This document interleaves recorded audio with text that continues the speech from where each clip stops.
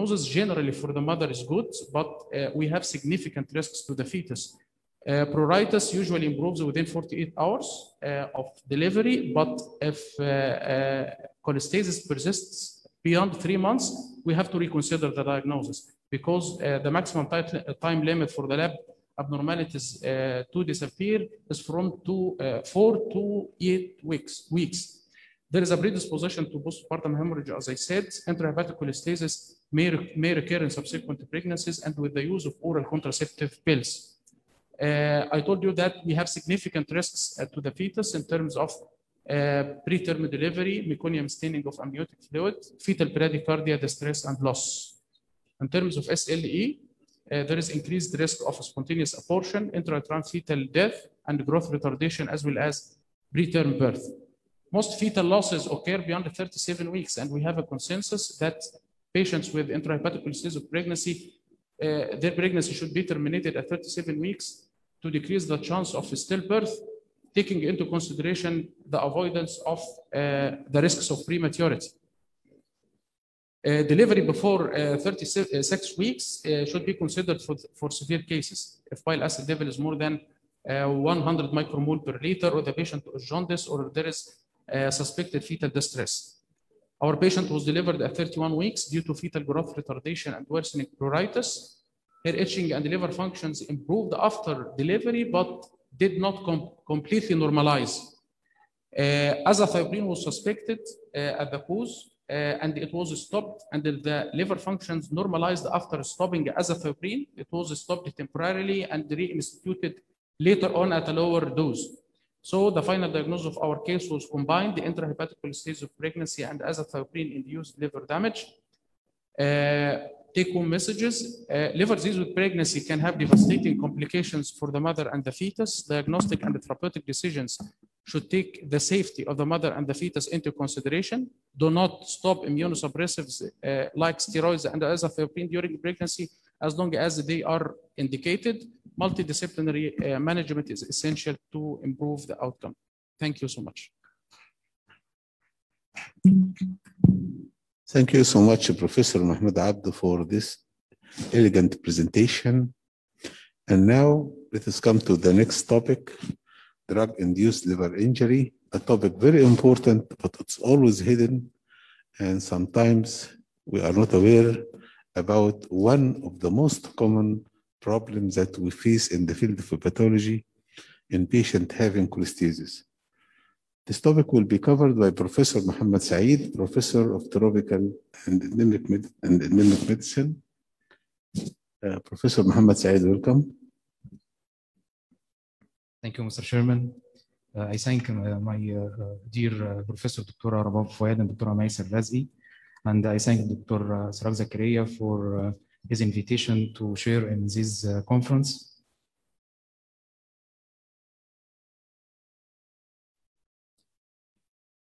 I will start with the first case. A 46-year-old man was seen for evaluation of abnormal liver enzymes, jaundice, and pruritus. He's an actor who was taking doxycycline for acne for a period of 3 months. Prior to presentation. He was also taking multiple vitamins and herbal supplements. His ALT was more than 800, AST was 290, and total bilirubin was 10.5. Viral and the autoimmune serologies were negative. Normal MRCP. After 11 days, ALT and AST go down, but a significant rise in bilirubin to 25 milligram deciliter. Therefore, a liver biopsy was performed that demonstrated cholestatic hepatitis. Progressive improvement in the patient transaminitis and hyperbilirubinemia after discontinuation of offending drugs and supportive care. At 3 months after presentation, his aminotransferase and bilirubin levels were within normal limits. And this is the picture of his biopsy. We have 2 types of drug toxicity, either the intrinsic types or the idiosyncratic type, and it's like Dr. Jekyll and Mr. Hyde. The intrinsic effect affects all the individuals at the same dose. Clearly dose-related, predictable latent period after exposure, distinctive liver lesion, predictable using routine animal testing. While the idiosyncratic effect attacks only susceptible individuals obscure relation to the dose, variable onset relative to the exposure, and the variable liver pathology as no predictable using routine animal testing. Usually, the intrinsic toxic drug produce its effect on a higher dose than usually used for the pharmacological effect. But sometimes it may produce the toxic effect on a smaller dose when there is an underlying stress like inflammation or hepatitis or cirrhosis, or while the idiosyncratic drug toxic dose, usually the very toxic dose is what's used in the animals is not used in human. So it produces toxicity in a smaller, unpredictable dose. Still, it can produce it under stress and inflammation. And the idiosyncratic drug injury is caused by a complex drug-host interaction. The drug causes cellular injury initiation, through which he produces its pharmacological effect or toxicological effect or cell death. And these processes are mediated by certain factors like the drug properties or the host factors, genetic variant, race, age, gender, comorbidities, nutrition status, lifestyle, and so on. All these factors interact together, leading to host response to injury and the insult, which may produce immune or inflammation, which is either to repair or tissue injury, leading to the clinical manifestation and the outcome. So the increasing the drug lipophilicity and the dose lead to reactive metabolites, leading to covalent binding, stress kinase activation, mitochondrial stress, endoplasmic reticulum stress. And this leads to three outcomes: either the lethal effect through the necrosis, apoptosis, and which occur in intrinsic drug toxicity, or sublethal effect. And sublethal effect either leading to adaptive response, and there is no toxicity at that time, or leading to idiosyncratic drug injury if there is a genetic susceptibility. And the examples for drugs of intrinsic and idiosyncratic: the famous drug acetaminophen, the intrinsic one, amiodarone, which is antiarrhythmic, and the cholestyramine, and the statins, which usually use it. Idiosyncratic drug, the famous drug which is usually used as an OTC drug, the antibiotic amoxicillin clavulanic acids, diclofenac, which is commonly used, and isoniazid, besides the list of the drugs shown. And also the statins can induce idiosyncratic effects. So it's sometimes it produces through increasing the dose, or sometimes at a smaller dose can produce idiosyncratic effect. Patient presented with drug-induced liver injury and concomitant jaundice, approximately 90% are likely to survive. In general, the hepatocellular type of drug-induced injury is more likely to be associated with poor outcomes and with a higher liver-related mortality. Cholestatic liver injury can also be associated with significant mortality, but the mixed type has the lowest mortality risk. What is the Hayes law? It's formulated in 1960 by Hyman Zimmerman, which discovered that the combination of jaundice and the drug-induced hepatocellular injury was associated with 10 to 50% increase in fatality rate. And he produces this formula, which is the ALT more than 3 times upper limit of normal, bilirubin more than 2 times upper limit of normal without significant alkaline phosphatase increase, while the Spanish group produced another new Hayes law, which depend on how many folds of elevation of transaminases divided by the alkaline phosphatase. If it is higher than 5, so there is higher risk of fatality, and associated with the bilirubin higher than 2 upper limit of normal. And this is the new risk ratio for Hayes law, which is better identified risk for this compared with the original Hayes law. The patterns of drug-induced liver injury, the case definition of drug-induced liver injury depends on either more than 5 upper limit of elevation for ALT, 2 upper limit of elevation in alkaline phosphatase or gamma GT, or increase 3 times elevation in ALT with simultaneous elevation of bilirubin more than 2 upper limit of normal. And there are 3 clinical patterns: the hepatocellular pattern, which is 5-fold elevation in transaminases compared to the alkaline phosphatase, or cholestatic pattern, which is either 2-fold or higher elevation in alkaline phosphatase alone, or the ratio between ALT and alkaline phosphatase is 2 or less, and the mixed pattern. And usually it depends on the first set of elevation of enzymes on the presentation of the patient. First time it represents the type of drug toxicity. I will speak about the cholestatic. And according to the histopathology, the cholestatic drug-induced either canalicular or mild form, and is associated with less than 3 times elevation in alkaline phosphatase, 1 to 8 times elevation in transaminases. The hepatocanalicular or cholestatic hepatitis is associated with more 3 to 10 times elevation in the alkaline phosphatase, 2 to 10 times elevation in transaminases. And the more destructive form is the vanishing bile duct syndrome, and the second is chronic cholangitis, which is associated with significant destruction of the bile ducts. And the examples for the drugs-induced cholestasis, antimicrobial agent, cephalosporins, azithromycin, clarithromycin, and I selected these medications because it's commonly used nowadays: ciprofloxacin, amoxicillin clavulanic acids, rifampicin, and the anti-inflammatory agent, and the antihypertensive agent like captopril, one of the ACE inhibitors, and the ARBs, and the famous hypoglycemic agent, glimepiride, metformin, and bioglitazone, and oral contraceptive pills. All are examples for cholestatic drug-induced. According to the clinical manifestation, we either has acute cholestatic liver injury or chronic cholestatic liver injury. The acute cholestatic form either bland cholestasis without any transaminitis, or cholestatic hepatitis associated with rise in the bilirubin and the transaminases. The chronic cholestatic form is the vanishing bile duct syndrome, and the secondary is sclerosing cholangitis. And through this algorithm, we can suspect and diagnose drug-induced liver injury. We have a patient with abnormal biochemistry presenting with acute hepatitis, and drug-induced liver injury is suspected, associated with features in the skin, kidney injury, or previous episodes of drug-induced liver injury. With careful inquiry and the history of exposure to herbal drugs, OTC, we should discontinue any non-essential drugs and herbal medications, and research in the hepatotoxicity resources for the used medications. The pitfalls of this approach that the patient may not remember the used medications the last few weeks or even few months.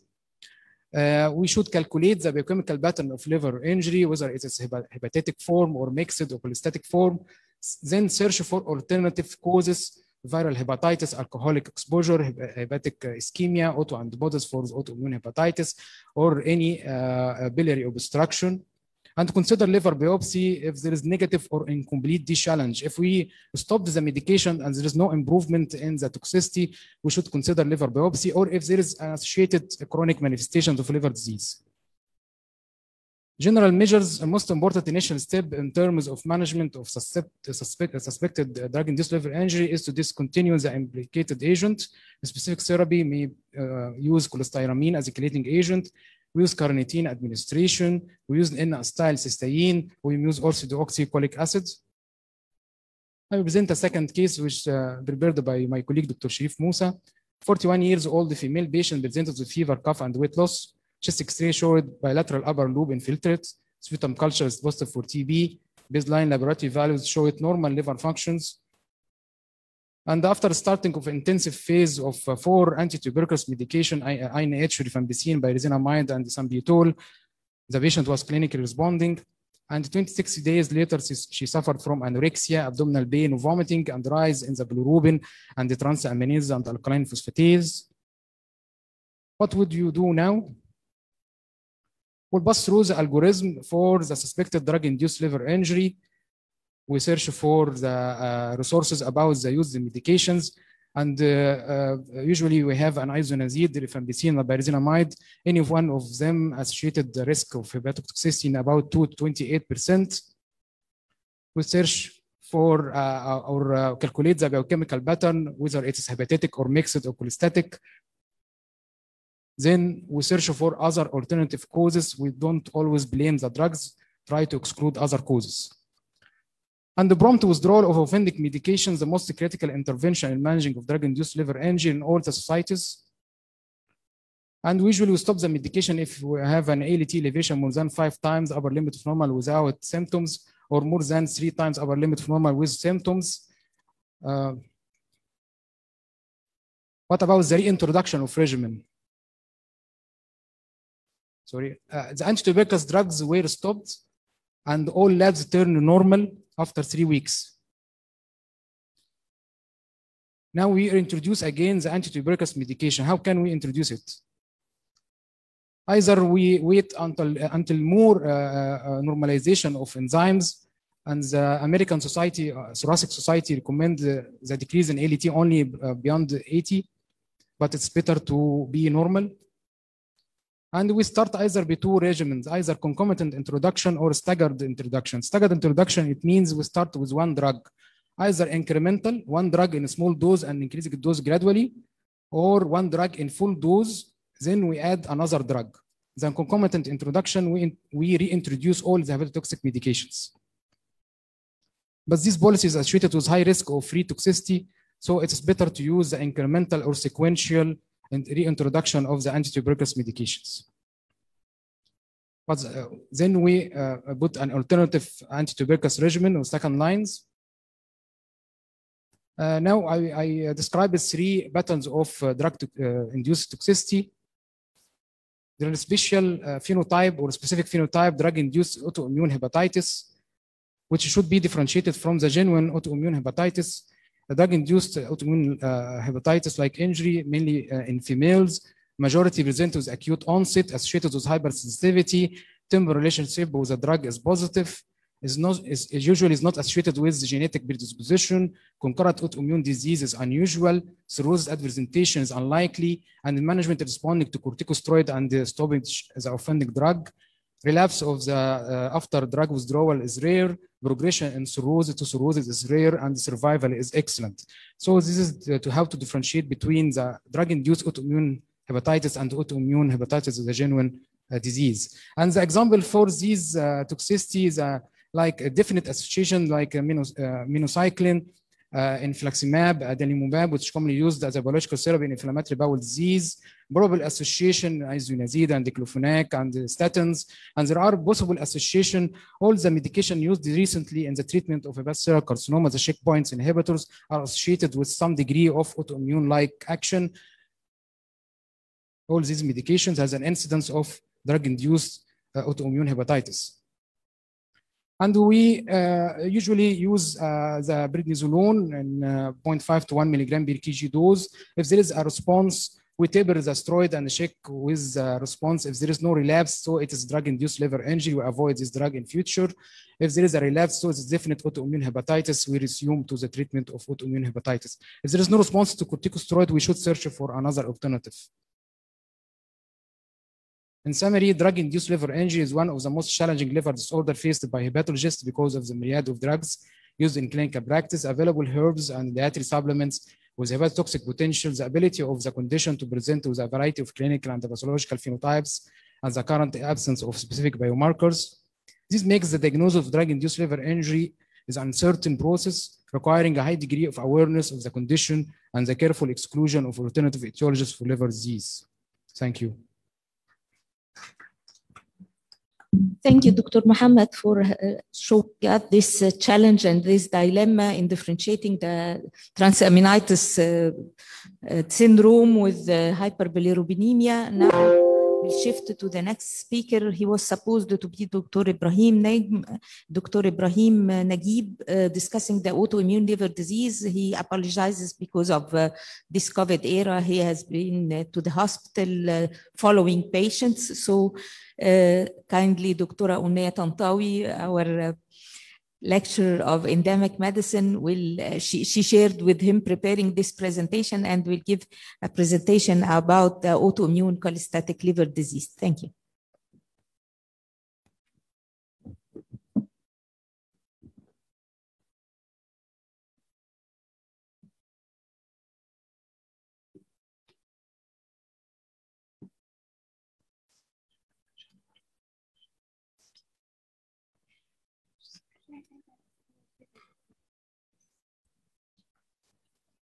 Thank you for inviting me to this scientific meeting.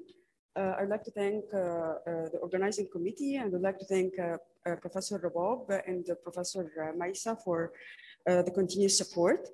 I'd like to thank Professor Zakaria for this very valuable scientific meeting. First of all, I'd like to give a hint about the autoimmune liver disease clinic. We started the activity in 2018. As we have seen around 100 patients, mainly with autoimmune hepatitis, primary biliary cholangitis, and overlap syndromes. The patients were diagnosed and optimum treatment was given according to the most recent guidelines. We had the approach of multidisciplinary,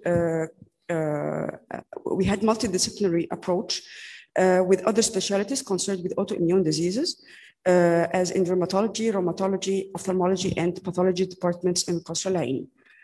Right now, we have ongoing research for response of treatments and follow-up of the patients together with any extrahepatic autoimmune manifestations. I would like to introduce about the clinic members. It's Professor Mohammed Al-Said, Professor Zainab Zakaria, Dr. Reham Abdel Menaim, Dr. Ibrahim Naguib, and me. So I'm gonna give a very short and concise revision for, or revisiting for the primary biliary cholangitis.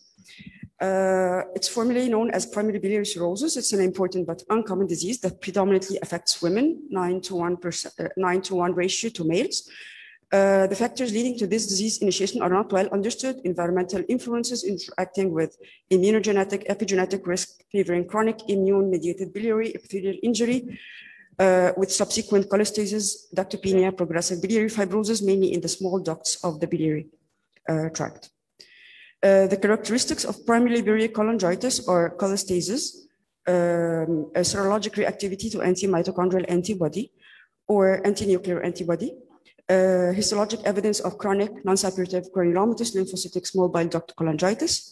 The disease is chronic, and I mean by chronic that it's lasting more than 6 months and often progressive, resulting in end-stage liver disease and its associated complications. There are associated symptoms that impair the quality of life, like cholestatic pruritus, sickle complex, abdominal discomfort, and fatigue. The most two important and the most two affecting the quality of life of the patients are cholestatic pruritus and fatigue, and we're gonna review the management of both. My agenda is we are going to review the diagnosis, prognosis, or risk stratification, and the risk prediction of response to treatment, management of the disease, management of the symptoms, and management of the complications. A structured approach for diagnosis, including for a patient with elevated serum alkaline phosphatase, with gamma GT and or conjugated bilirubin. First of all, we should exclude any viral hepatitis, hepatitis B surface antigen, anti-HCV. And then we should take a proper history, physical examination, and abdominal ultrasound. And actually, the abdominal ultrasound in our department is combined with the history and physical examination right now. When we say a history for any patient, we should include the abdominal ultrasound. The abdominal ultrasound is the first important investigation where it defines or differentiates between intra or extrahepatic cholestasis. If there is suspicion of drug-induced liver injury, focal lesions, or dilated bile ducts, then the diagnosis is established. If there were no abnormalities, anti-mitochondrial antibody and ANA, anti-SP100, anti-GP210, if they were positive with elevated serum alkaline phosphatase, it gives us an established diagnosis for PBC. If they were negative, extended imaging with MRCP or EUS can show us stenosis or distant stones or distant bile duct abnormality. If all were normal, then we should go to a liver biopsy, which can show us parenchymal damage and biliary lesions. If there were no abnormalities, genetics with genetic testing or the gene mutations should be performed. If no abnormalities, then we're going to observe and reevaluate the patient. The serological test in a bit detail. The serum AMA is the hallmark for diagnosis of PBC. It's positive, sensitive, and specific in more than 90% of patients with PBC. And it's considered positive in more than, if the titer is more than 1/40. However, AMA cannot be could only be diagnostic for PBC in case of elevated biochemical markers at the same time. There is a 5 to 10% of AMA negative patients. So ANA specific PBC markers are present in approximately 30% of patients, and it might be useful in the diagnosis of PBC in patients with AMA negative results. Okay, the liver biopsy.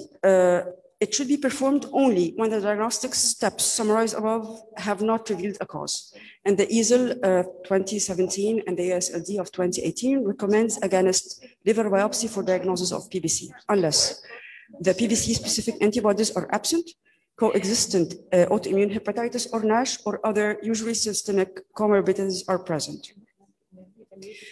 Okay, so the stratification risk for PBC, meaning by stratification risk, the unfavorable response for treatment with ursodeoxycholic acid or the first line of treatment, as well as developing progressive primary biliary cholangitis or developing complications like liver cirrhosis or liver cell failure or inadequate biochemical response to the therapy. The strongest risk factors are early age at diagnosis, less than 45, and advanced stage at presentation, along with male presentation. All patients should be evaluated at baseline and during follow-up with combination of non-invasive tests, bilirubin, alkaline phosphatase, liver enzymes, albumin, platelet count, and elastography. Elevated serum bilirubin and alkaline phosphatase can be used as surrogate markers, and they are the strongest two important parameters in evaluating the response to ursodeoxycholic acid.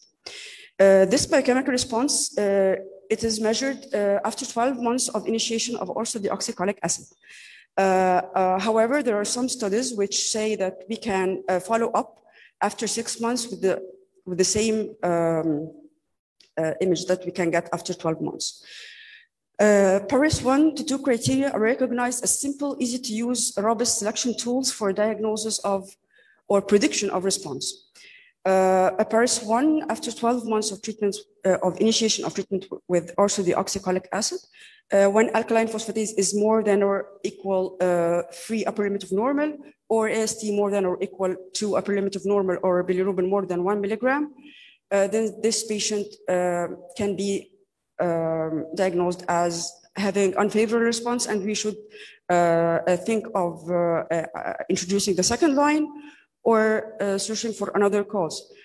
Paris 2, 12 months after treatment initiation, alkaline phosphatase more than or equal 1.5, upper limit of normal, or AST more than or equal 1.5, or bilirubin more than 1 milligram.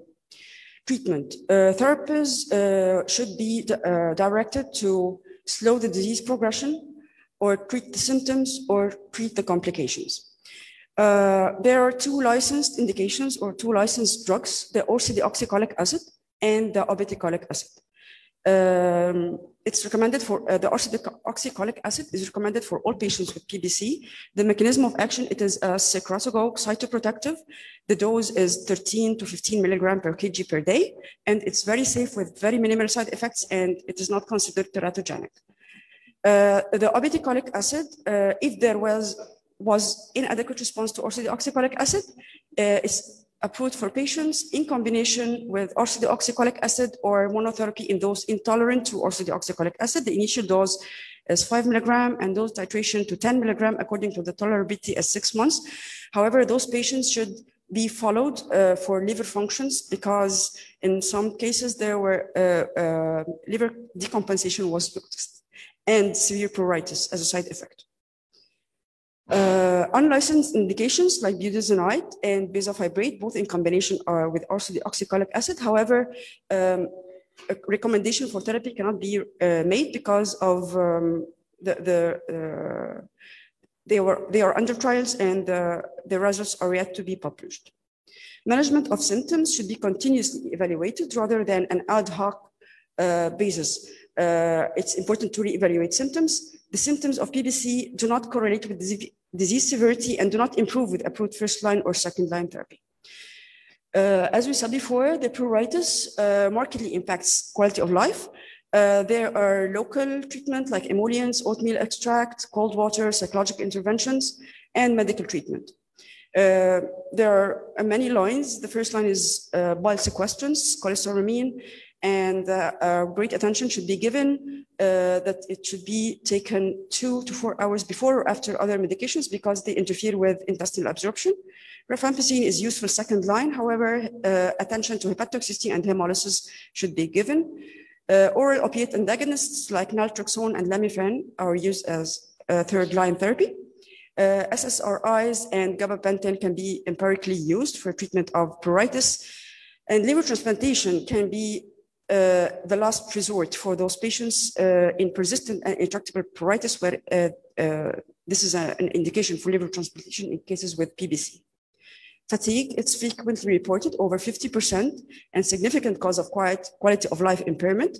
It might be central or peripheral, and the causes might be pruritus at night, autonomic dysfunction, dehydration, restless leg, and concurrent medications such as beta blockers in cases of viruses. Modafinil has been used therapeutically, but it should be limited to patients with sleep disturbance. Sika complex, including dry eyes or dry mouth, artificial tears and saliva are often helpful. Pilocarpine or cevimeline in refractory symptoms, severe xerostomia, oral hygiene advised to prevent the development of dental caries, and we should take care of the development of oral candidiasis in such patients. Okay, so management of complications of liver disease like osteoporosis, which is very common in PBC, we should follow the patients at presentation and at follow-up with DEXA scan. Calcium and vitamin D could be supplemented. Bisphosphonates are safe and effective in decreasing the osteoporotic fractures. However, attention should be made in patients with varices because it might cause bleeding. The varices should be screened according to the Baveno 6 guidelines, and management of varices apply equally to patients with PBC. We should suspect varices when the platelets are less than 150 and the liver stiffness is more than 20 kPa.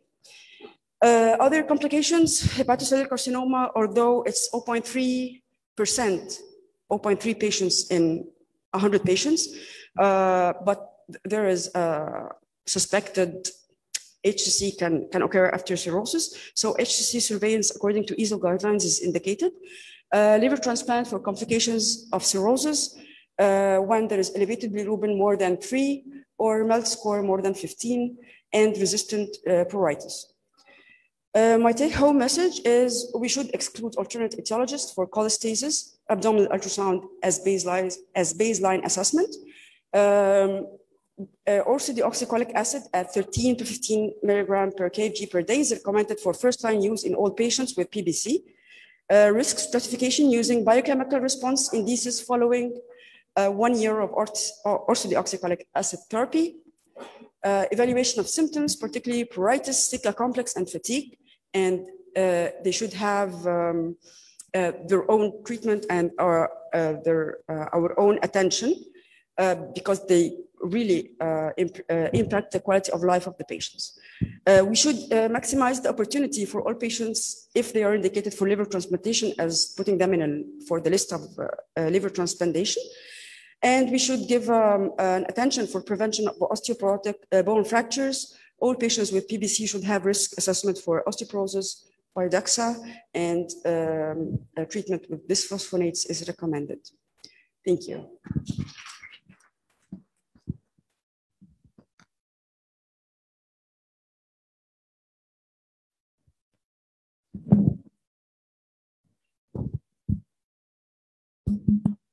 Thank you, Dr. Omnia, for this nice and extensive review on the primary biliary cholangitis topic. And now it's my pleasure to present Dr. Hadir Gamal, Associate Professor in Tropical Medicine Department, Cairo University, to talk about transition liver disease cholestasis in adolescents.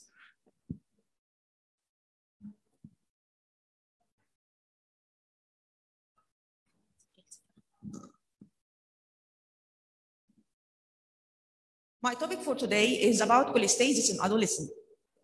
There are several causes of cholestasis in older children and adolescents, including autoimmune hepatitis, viral hepatitis, metabolic disorders, which I'm going to highlight one of these metabolic disorders, which is Wilson disease.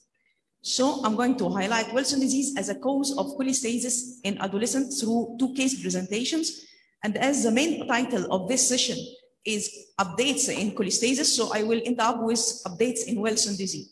But do you really think that we have such updates in such a metabolic disease? Bear with me till the end. So case scenario number 1, a 14-year-old girl was admitted to the hospital because of fever, upper abdominal pain, jaundice. She reported no previous exposure to drugs. Her physical examination revealed jaundice as well as abdominal tenderness with no signs of chronic liver disease, no hepatosplenomegaly or ascites. Hemoglobin level was 7.7 and ALT and AST were more than three-folds. Total bilirubin was 23, mainly direct, as alkaline and gamma GT were elevated. Hemolysis study revealed elevated LDH, decreased the hepatoglobin, and the negative Coombs test.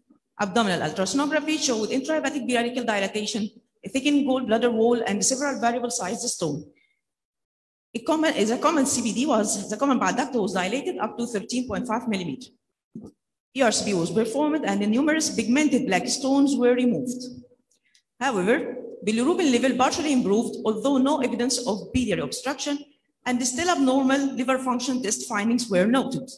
The presence of pigmented stones, hemolytic anemia, and protracted jaundice, elevated liver enzymes, rose a suspicion of Wilson disease. Slit lamp examination didn't reveal Kaiser pressure ring.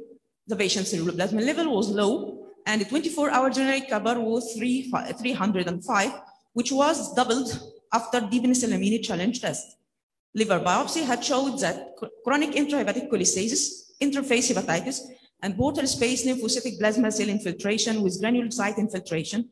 Hepatic cover content was 304 in the dry weight. In addition, molecular genetic analysis of the blood sample revealed the homozygous mutation in ATP7B gene.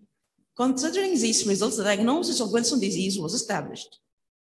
Treatment with chelating agent depenicillamine was initiated, and the patient condition improved. There were gradual improvement in the finding of liver function test over 6 months. So a quick reminder of Wilson disease. It is a rare disorder which typically presents between the 1st and 4th decade of life. It doesn't generally manifest before 5 years of age, since it takes time for cover to accumulate. It is a classic childhood and adolescent disease. In 40 to 70% of patients, the liver is firstly involved. Manifestation may include either asymptomatic transaminase elevation, acute hepatitis, chronic liver disease that may mimic NASH or autoimmune hepatitis, cirrhosis, or acute liver cell failure. On the other hand, neurological and neuropsychiatric disorders may be the presenting symptoms in 40 to 50% of patients, while hemolytic anemia is uncommon, described in initial symptom in 10 to 15%.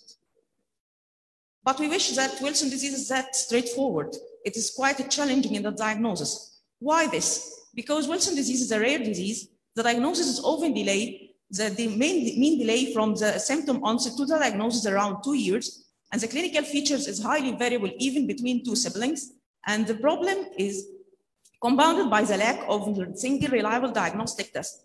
And some physicians may be over-reliant on a specific test that may be normal. After considering the possibility of Wilson disease, a wide range of tests, and sometimes that might take extra effort to complete or might be invasive. That is why the German University Hospital, there is a group that has published this Leipzig score in Leipzig University. It depends on several clinical symptoms and signs to assess whether the diagnosis of Wilson disease is highly likely or probable or unlikely. For case number 2, a 15-year-old girl with no medical problems or no history of drug intake had acute onset of jaundice and malaise. The baseline labs showed liver failure with total bilirubin of 20, INR 2.4, AST of 200, ALT 88, alkaline phosphatase 99, and GGT was 50. Test involving serum antibodies for hepatitis B and C, cytomegalovirus, and Epstein-Barr virus yielded negative results. Autoimmune profile was negative. Serum IgG was a little bit elevated. After hospital admission, total bilirubin rose to 50, Complex negative hemolytic anemia with hemoglobin 6.5, and hepatic encephalopathy grade 1 was observed. Plasma exchange survey was carried out. So deep jaundice, low hemoglobin, transaminase elevation, and the low serum alkaline phosphatase strongly suggest the diagnosis of fulminant Wilson disease. And in this regard, we have to bear in mind that alkaline phosphatase to total bilirubin less than 4 and AST to ALT ratio more than 2.2 should be used for diagnosis of acute liver cell failure due to Wilson disease. Because Wilson disease was suspected and the serum bilirubin was low, diphenoxylamine and zinc were given. However, liver failure didn't improve, and she received living donor liver transplant from her mother following continuous hemodialysis and the ultrafiltration survey. The patient had no health-related complications after living donor liver transplant.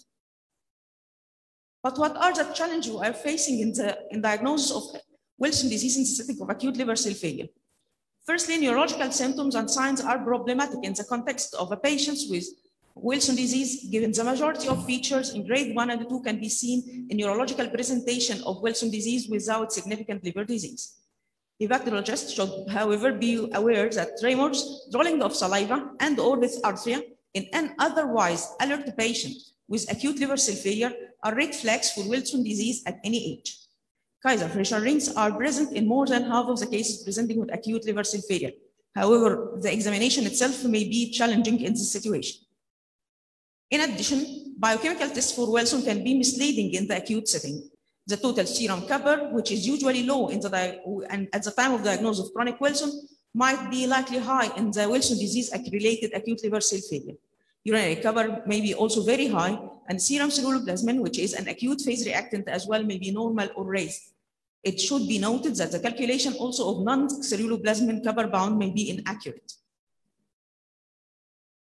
So in the setting of acute liver cell failure, we should suspect Wilson disease in the presence of modest rise in the serum aminotransferases, normal or markedly subnormal serum alkaline phosphatase, with AST to ALT ratio more than 2.2, and alkaline phosphatase to bilirubin ratio less than 4, Complex negative hemolytic anemia, and rapid progression to renal failure. What about the prognosis of acute liver cell failure secondary to Wilson disease? According to the new Wilson Index for predicting mortality, which combine several parameters from the liver biochemical profile, in addition to the white cell count, a score of more than 11 indicates poor prognosis and high mortality in absence of liver transplant. Do we have treatment option in Wilson acute liver cell failure?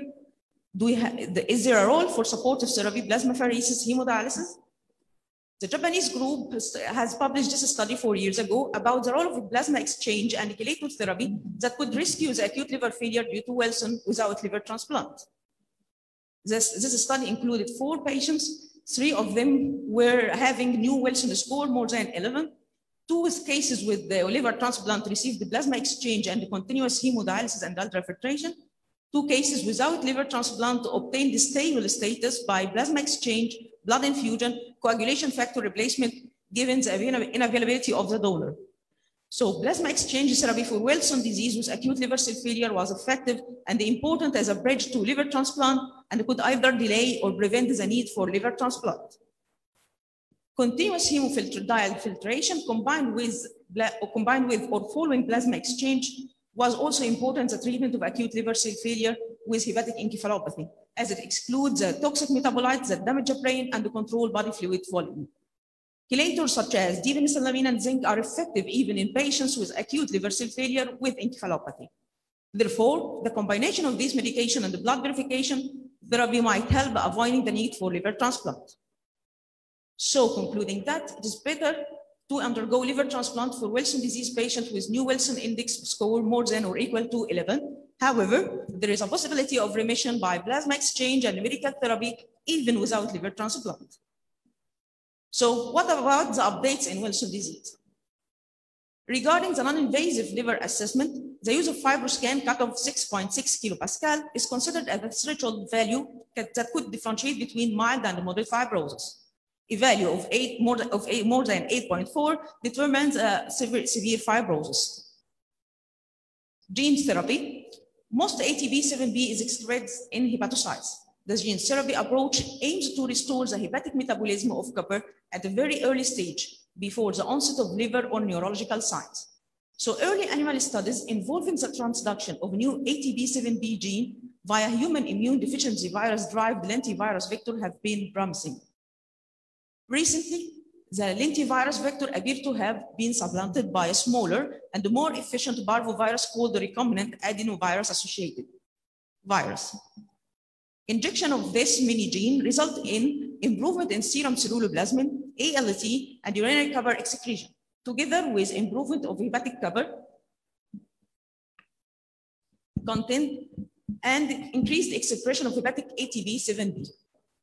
So the research team demonstrated sufficient restoration of copper metabolism 6 months after single injection of retrovirus, adenovirus vector, which mediated gene therapy, and concluding that it provides long-term correction of copper metabolism in a clinically relevant mouse model. But what about the human being? This clinical trial has been launched early this year. It is a phase 1-2 study of VTX801 in adult patients with Wilson disease, the Gateway study. It is multi-center, non-randomized, open-label, 5 years follow-up with dose escalation study of VTX801 in adult patients with Wilson disease. The estimated enrollment of 16 participants. The genetic material is a shortened version of ATP7B gene, or it's called mini gene. It will be administered as a single dose intravenous infusion at up to 3 different dose levels. The primary outcome would be safety and tolerability profile, and secondary outcome measures will be free serum cover, total serum cover, 24 hours urinary cover, and ceruloplasmin, and VTX801 responder status. The main inclusion criteria will be male or female, 18 to 16 years old, patients diagnosed with Wilson with Leipzig score more than or equal to 4 and genetically confirmed, treated for Wilson disease with no current evidence for inadequate treatment, stable Wilson disease for more than 1 year. Up to now, recruitment was supported to start early this year. However, it didn't happen till now. So the last option of our updates is hepatocyte tissue transfer. It is another option based on replacement of healthy hepatocytes using cell therapy to restore the physiological ATP7B dependent covered region into bile fluid. In principle, the dysfunctional liver tissue needs to be repopulated with healthy liver cells that can be able to proliferate into functional hepatocytes and reconstitute the biliary canalicular network. However, this approach seems to be insufficient in Wilson disease in this disease context, and the tissue and architectures are damaged, and the presence of inflammatory cells impairs the quality of engraftment. So my take-home message is the presence of pigmented stones, hemolytic anemia, jaundice, elevated liver enzymes should raise the suspicion of Wilson disease. Deep jaundice, low hemoglobin, and the low serum alkaline phosphatase strongly suggest the diagnosis of fulminant Wilson disease. Alkaline phosphatase ratio to total bilirubin less than 4 and AST to ALT ratio more than 2.2 can be used for diagnosis of acute fulminant liver cell failure due to Wilson disease. In fulminant Wilson disease, patients with new Wilson disease score more than or equal to 11, there is a possibility of remission by plasma exchange and medical therapy. Gene therapy might be a promising therapy in Wilson disease. Thank you.